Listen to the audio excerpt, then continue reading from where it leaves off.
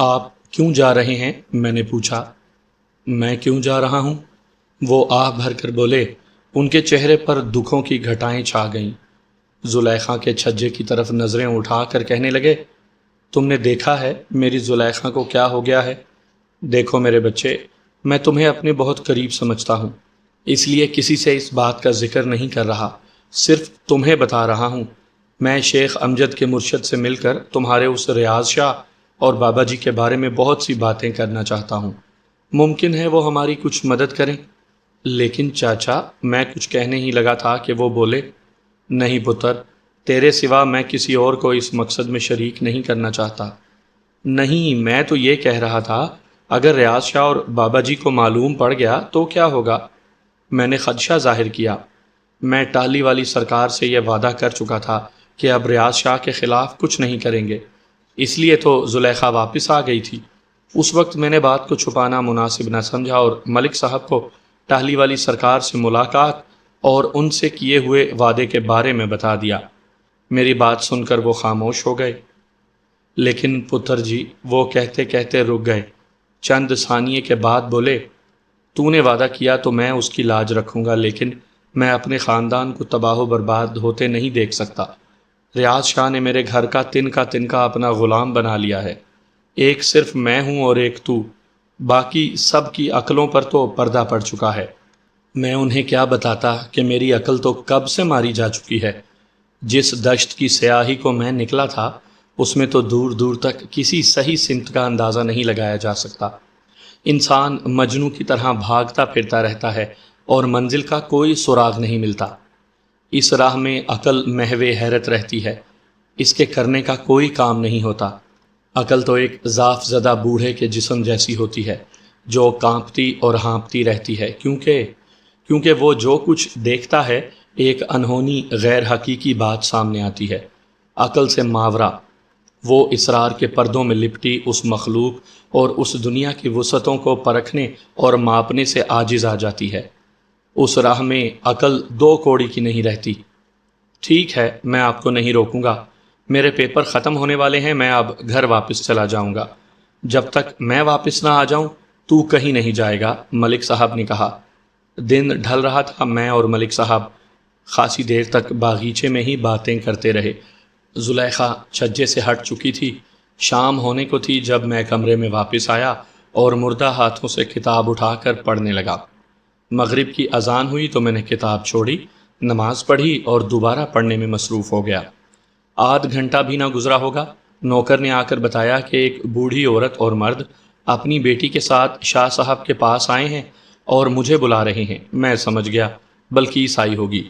میں جلدی سے شاہ صاحب کے کمرے میں پہنچا۔ وہ میرا ہی انتظار کر رہے تھے۔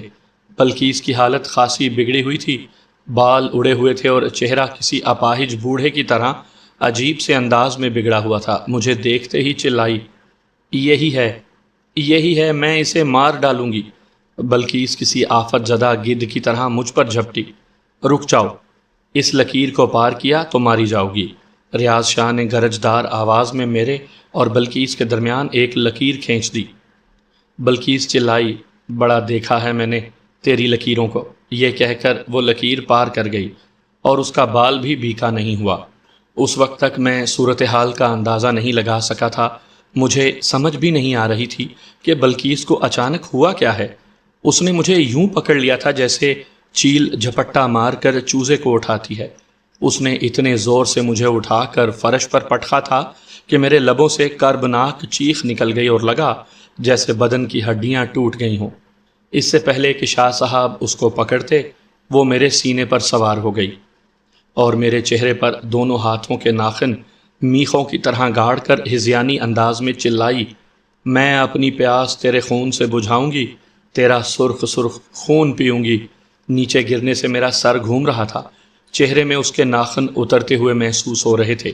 اس میں اتنی قوت آ گئی تھی کہ مجھے لگا میں منو ٹن وزنی پتھر کے نیچے دب گیا ہوں۔ یہ سب کچھ لمحوں میں ہو گیا تھا۔ اس وقت مجھے احساس ہوا کہ بلقیس کے اندر کوئی طاغوتی قوت داخل ہو چکی ہے۔ میرے چہرے سے خون پھوٹنے لگا تھا۔ اس نے ناخنوں پر لگے خون کو چاٹ لیا اور استہزائی انداز میں کہے لگانے لگی، بڑا میٹھا ہے تیرا خون، مزہ آ گیا۔ مزہ آ گیا۔ وہ سر لہرا لہرا کر کہہ کے لگانے لگی۔ اس لمحے مجھے یہ چند لمحے صدیوں پر بھاری لگے۔ میں نے چلانا چاہا مگر میری آواز حلق میں ہی دب کر رہ گئی۔ وہ میرے چہرے پر ناخن مار مار خون نکالتی اور انگلیاں چاٹنے لگتی۔ مجھے لگا جیسے ریاض شاہ مجھے یوں ہی تڑپتا ہوا دیکھنا چاہتا ہے، بلکہ اس کے اندر طاغوتی قوت اس سے بھاری تھی جو اس کی کھینچی ہوئی لکیر پار کر گئی تھی۔ میں سخت اذیت میں تھا اور ماہی بے آب کی طرح مچلنے لگا۔ کوئی بھی تو آگے نہیں بڑھ رہا تھا۔ بڑا مزہ آ رہا ہے، واہ بڑا مزہ آ رہا ہے، بلکہ اس کا جنون بڑھتا جا رہا تھا اور میرے ذہن پر اب اندھیرا چھانے لگا تھا۔ ایسے لگتا تھا جیسے دم نکلنے کو اب کچھ ہی سمے رہ گیا تھا۔ میرے ذہن سے ہر کسی کا تصور مٹتا جا رہا تھا کہ یکا یک دروازہ کھلا اور ایک مانوس چیختی چلاتی آواز میرے تصور کو زندہ کرتی ہوئی رگو پے میں داخل ہو گئی۔ شاہد، یہ زلیخا تھی۔ یہ آواز میرے بہت قریب سے آ رہی تھی۔ اس کے ساتھ بلقیس نے زور سے چیخ ماری تھی اور الٹ کر پیچھے گر گئی تھی۔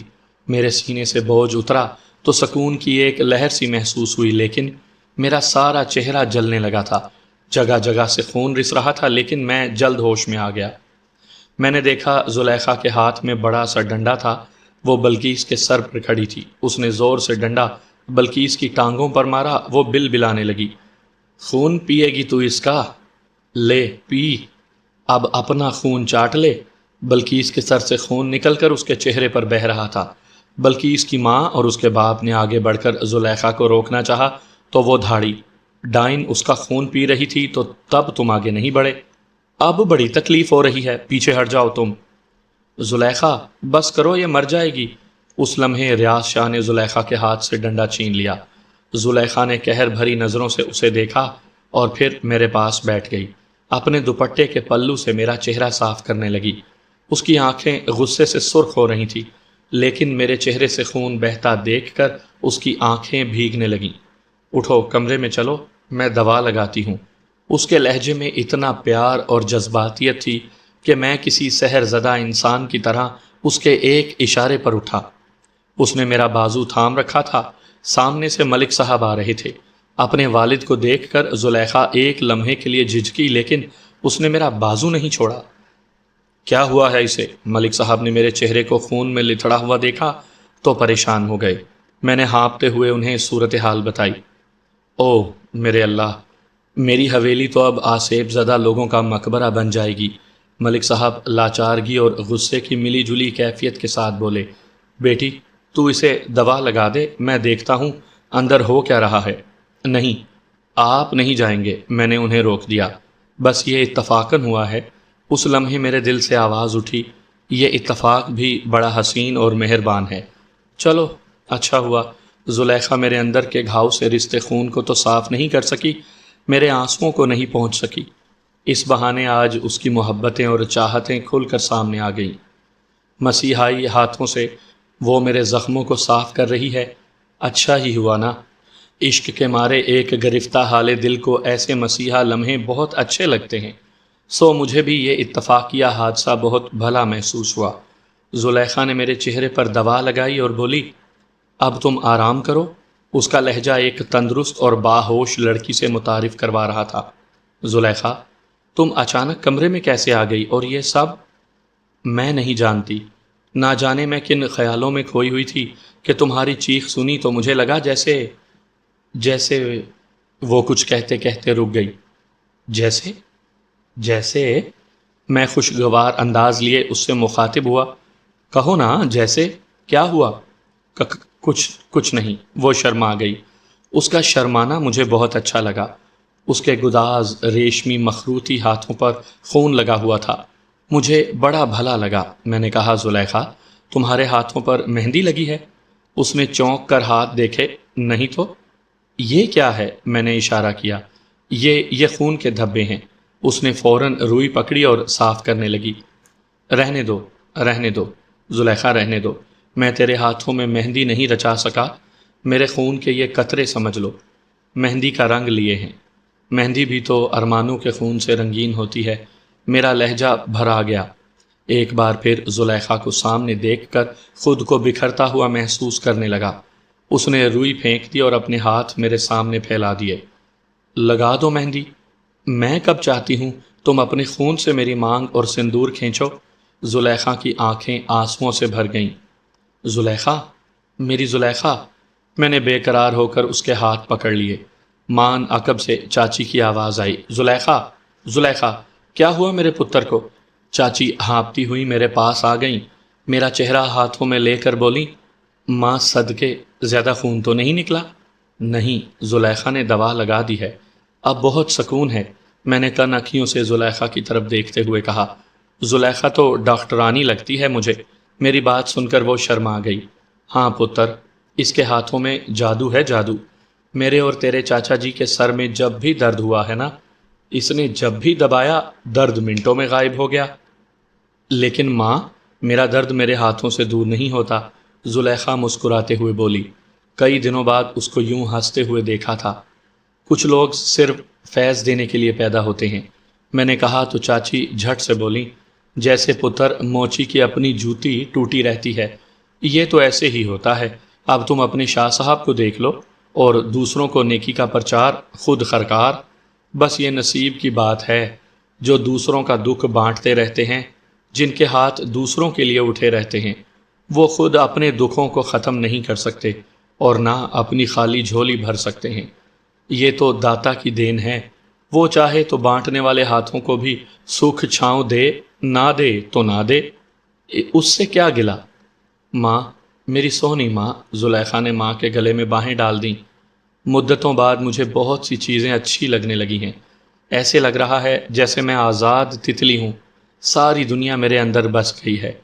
مجھے بہت بھلا لگنے لگا ہے ماں، نہ جانے کیسے، اچانک صرف ایک آدھ دن میں۔ اس لیے اب میرے سامنے ایسی کوئی بات نہ کرنا کہ میں پھر مایوسیوں اور دکھوں کے کنوؤں میں جا گروں۔ ماں صدقے واری، کنویں میں گریں تیرے دشمن، تو خوش رہے گی تو یہ سارا گھر خوش رہے گا میری بچی۔ تجھے خوش دیکھ کر تو میں دوبارہ جی پڑی ہوں۔ چاچی اس کو اپنے ساتھ لپٹاتے ہوئے کہہ رہی تھی، شاہد پتر، میں نے تجھ سے ایک بات کرنی ہے، لیکن نہ جانے وہ بات کرتے ہوئے میرے ہونٹ کیوں بند ہو جاتے ہیں۔ دل تو بہت کرتا ہے لیکن کچھ سمجھ میں نہیں آتی کیسے کہوں۔ وہ زلیخا کا سر اپنے کندھے کے ساتھ تھپ تھپانے لگی۔ چاچی کی بات سن کر نہ جانے میرے دل میں میٹھا میٹھا سا درد کیوں جاگنے لگا تھا۔ نہ جانے کیوں، لہجے بھی تو من کی باتیں ہوا میں اچھال دیتے ہیں۔ ماں، وہ شوخی سی ہو کر کہنے لگی، میں تو کہتی ہوں آج جو کہنا ہے کہہ دے، کل ہو نہ ہو، آج تو ہے نا، اس لیے میرے سامنے ہی کہہ ڈال۔ ہائے میری بچی، چاچی کو اس کی اداؤں پر پیار آ رہا تھا۔ ممتا کی ماری نہ جانے کتنے برسوں تک بیٹی کے سوگوار چہرے کو دیکھا تھا، آج خوشی اور ترنگ کو دیکھ کر وہ بار بار اس پر واری جا رہی تھی۔ تیرے سامنے تو نہ کہوں گی، چاچی کہنے لگی، تو جا پھر کہوں گی۔ ماں، وہ مصنوعی خفگی بھرے لہجے میں اس کو آنکھیں دکھانے لگی، ایسی کون سی بات ہے جو مجھے نہیں بتانا چاہتی؟ جا نا، چل تجھے بھی بتا دوں گی۔ ویسے تو بنتی بڑی بھولی ہے، جتنی ہے میں جانتی ہوں، تو اچھی طرح جانتی ہے میں کیا کہنا چاہتی ہوں۔ ہیں ماں، کیا کہا؟ میں جانتی ہوں؟ وہ مچل اٹھی، نٹ کھٹ انداز لیے بولی، اچھا وہ کون سی بات ہو سکتی ہے جو میں جانتی ہوں لیکن سمجھ نہیں پا رہی؟ لیکن ماں، تو سمجھتی ہے کہ میں سب جانتی ہوں، لیکن وہ بات ہے کیا؟ ہائے میرے ربا، یہ کیسی پہیلی ہے؟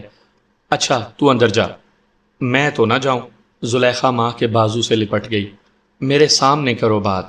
دیکھا ہے شاہد پتر، اب میں تیرے ساتھ اس کے سامنے اس کی بات کیسے کروں؟ اسے تو شرم آ نہیں رہی سنتے ہوئے، لیکن مجھے تو لاج ہے نا، بھلا کوئی ماں بیٹی کے سامنے ایسی بات کہہ سکتی ہے؟ چاچی نے نہ کہتے ہوئے بھی وہ بات کہہ دی جو وہ کہنا چاہ رہی تھی۔ اس کے لبوں پر دھیمی سی مسکراہٹ تھی۔ مجھے شرم آ گئی، دل کی دھڑکن تیز ہو گئی۔ زلیخا نے ایک بار تو چونک کر میری طرف دیکھا، اس کی آنکھوں میں ہزاروں شمعیں جل اٹھی تھیں۔ وہ نظریں اپنی ہتھیلیوں پر مرکوز کر کے دھیرے دھیرے سے مسکرانے لگی۔ ساری بات سمجھ جانے کے باوجود میں نے جان بوجھ کر بدھو بن کر کہا، چاچی کیسی بات کرنی ہے آپ نے؟ میں سمجھا نہیں۔ میں نے بڑی مشکل سے اپنی مسکراہٹ چھپائی تھی۔ ہیں، کیا تم سمجھے نہیں ابھی؟ چاچی نے حیرت سے میری طرف دیکھا۔ زلیخا کے ماتھے پر بل پڑ گئے۔ نہیں، میں نے کہا۔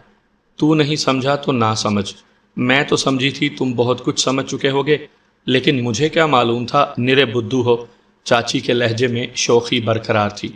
اب یہ بات میں تمہاری والدہ کو سمجھاؤں گی۔ کیا؟ خدا کے لیے ایسا نہیں کرنا، امی کو پتہ چل گیا کہ حویلی میں میرے ساتھ کیا ہوا ہے تو وہ جوتے مار مار کر کھال اتار دیں گی، میں جلدی سے بولا۔ اچھا ہے، میں کہوں گی 4 جوتے ہمارے نام کے بھی لگا دیں چاچی، زلیخا بولی۔ شاید کھال تو نہ اترے، کم از کم دماغ تو ٹھکانے آ ہی جائے گا۔ اس کی بات سن کر میں ہنس دیا۔ چاچی بہتر ہے آپ امی سے مل کر بات کر لیں، میں نے شرماتے ہوئے کہا اور اٹھ پڑا۔ لیکن چاچی، یہ لڑکی بڑی خونخوار ہے، ڈنڈا ہاتھ میں پکڑ لے تو سر کھول کے رکھ دیتی ہے۔ میں تو ناحق مارا جاؤں گا، یہ کہہ کر میں جلدی سے باہر نکل گیا۔ عقب میں زلیخا اور چاچی کے ہنسنے کی آوازیں آتی رہیں۔ سامعین کرام، آپ سن رہے ہیں ایک دلچسپ اردو کہانی جنات کا غلام۔ میں اپنی طبیعت کی ناسازگی کی وجہ سے یہ کہانی زیادہ طول میں نہیں پڑھ سکوں گا، جس کے لیے میں معذرت خواہ ہوں۔ انشاءاللہ آئندہ قسط میں جلد ہی پبلش کر دوں گا۔ تب تک کے لیے اجازت دیجیے، اللہ نگہبان۔